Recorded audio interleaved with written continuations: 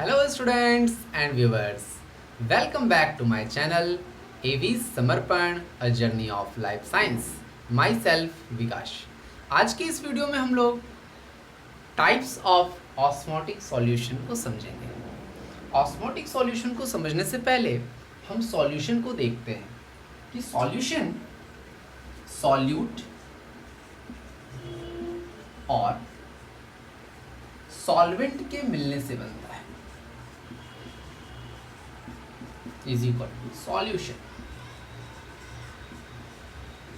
Example, अगर solute हमने लिया शुगर और सॉल्वेंट हमने लिया वाटर, तो ये तैयार होगा solution. Solution of sugar and water, जिसको हम कहते हैं शरबत. ओके, अब अगर हम बात कर रहे हैं ऑस्मोटिक सॉल्यूशन की, तो ऑस्मोटिक सॉल्यूशन को हम तीन तरीके से डिवाइड करते हैं या तीन हिस्से में डिवाइड करते हैं. जब हम दो सॉल्यूशन को कंपेयर करते हैं तो रिजल्ट मिलता है कि सॉल्यूशन या तो आइसोटोनिक है या तो हाइपोटोनिक है और या तो हाइपरटोनिक है.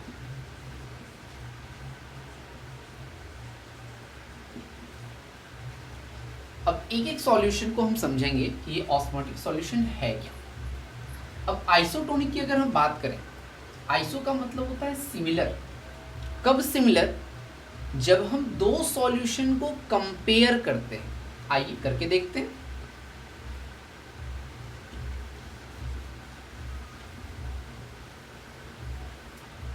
हमने एक बीकर लिया, बीकर ए, और दूसरी तरफ एक बीकर बी. बीकर ए में हमने 100 ml वाटर दिया और इसके साथ ही साथ हमने इसमें 50 ग्राम शुगर दिया.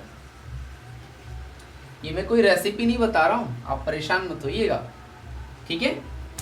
ये सॉल्यूशन है.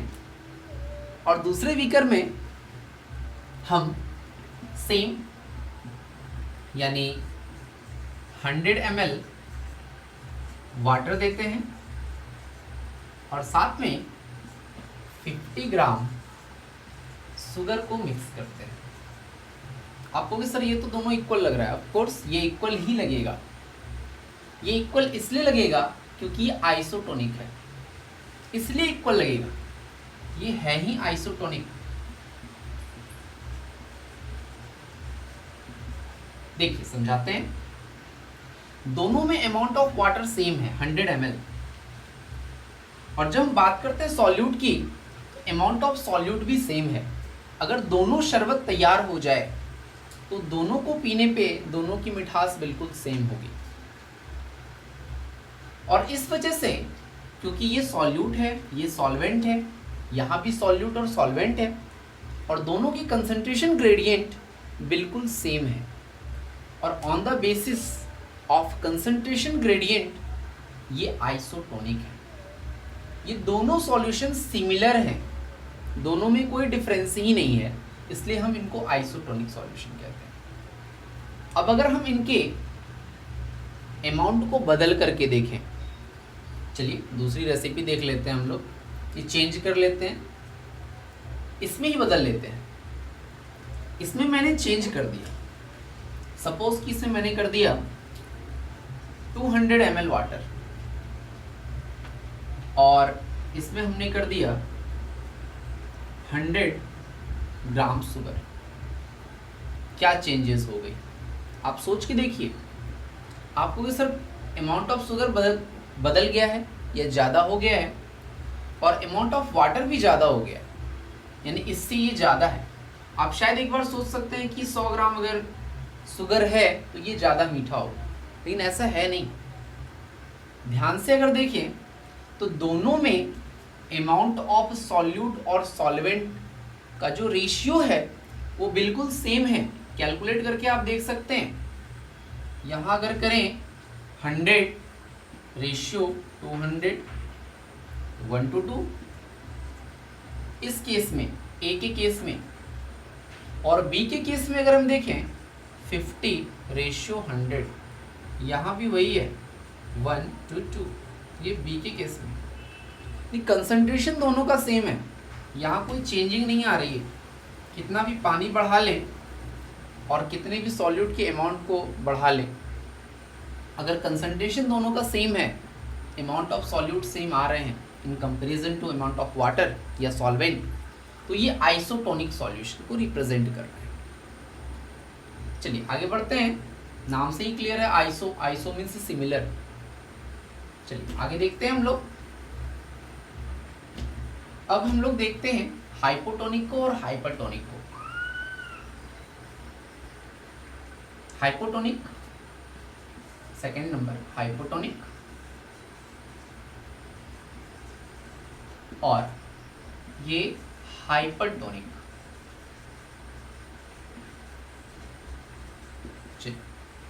ये हाइपो मीन्स लेस, यानी कि ये जो सॉल्यूशन आपको बता रहा है, रिप्रेजेंट कर रहा है, ये हाइपो मीन्स लेस, और लेस क्या, लेस सॉल्यूट।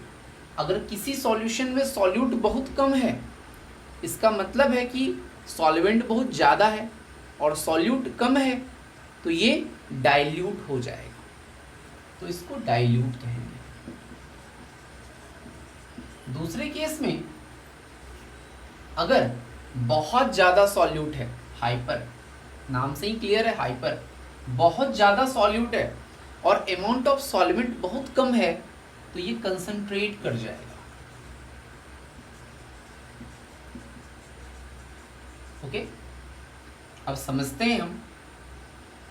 यहाँ सेम बीकर ए और बीकर बी, इस एग्जाम्पल को अगर हम देख रहे हैं तो जो रिप्रेजेंट है हमारे सामने, तो ये तो आइसोटोनिक था, लेकिन हम इसको बदल देते हैं। बदल करके देखते हैं क्या कर सकते हैं। अब जरा देखिए, ये कुछ डिफरेंस है। बीकर ए में हमने 200 ml वाटर लिया है और 50 ग्राम शुगर लिया है, लेकिन बीकर बी में हमने 100 ml ऑफ वाटर और 50 ग्राम शुगर लिया है। अब अगर हम चेक करें और दोनों की कंसंट्रेशन को मैच करें, तो दोनों में सॉल्यूट भले ही हमें 50 ग्राम दिख रहा हो, लेकिन वाटर का अमाउंट बीकर ए में ज़्यादा है और बीकर बी में बहुत कम है।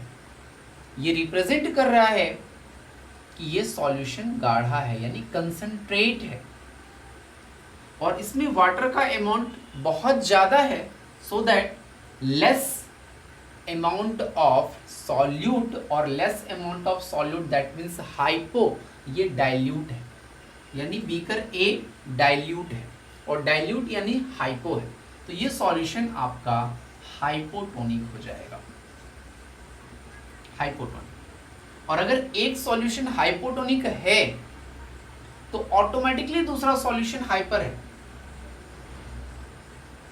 हाइपरटोनिक। जब हमने कंपेयर किया दो सॉल्यूशन, एग्जाम्पल बदल के देखते हैं क्या चेंजेस आ सकती है।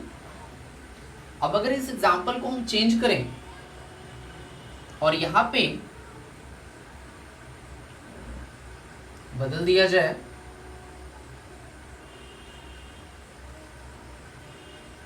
अमाउंट ऑफ शुगर 100 ml कर देते हैं, और अमाउंट ऑफ शुगर अब अगर मैं यहाँ पे 75 कर दूं, और अब इस कंडीशन को देखिए, बीकर ए में 100 ml of water, 75 gram sugar, और बीकर बी में क्या है 100 ml वाटर और 50 ग्राम शुगर। इसका मतलब है कि इसमें पानी ज़्यादा है,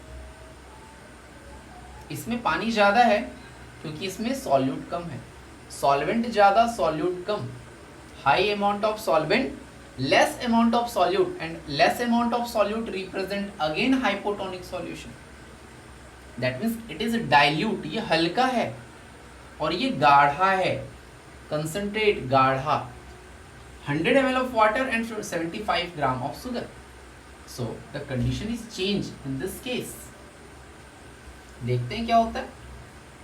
अब ये बन गया हाइपरटोनिक टोनिक और ये बन गया हाइपोटोनिक. चलिए, क्लियर है. आशा करते हैं कि ये वीडियो आपको हेल्पफुल लगा होगा और शायद आप समझ पाए होंगे. और अगले वीडियो में हम लोग इस ऑस्मोटिक सॉल्यूशन के बेस पे सेल के अंदर जो ट्रांसपोर्टेशन हो रहा है और एंडोऑस्मोसिस और एक्सोऑस्मोसिस को रिप्रेजेंट कर रहा है, या सेल को जब हम ऑस्मोटिक सॉल्यूशन में रखते हैं तो क्या रिजल्ट होता है, उसके बारे में देखेंगे. और अगर आप चैनल पे नए हैं तो सब्सक्राइब करना ना भूलें, लाइक और शेयर भी करेंगे. धन्यवाद.